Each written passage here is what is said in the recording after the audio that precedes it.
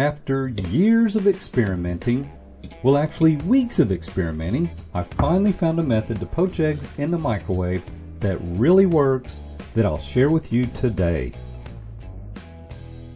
Okay, this is really important.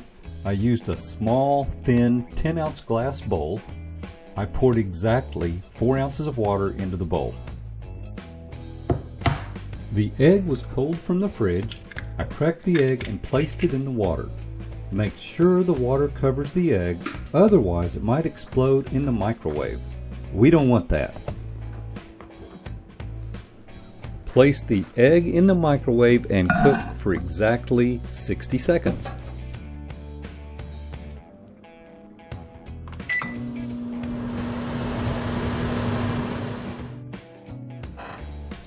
Our 60 seconds is up. We'll remove it from the microwave.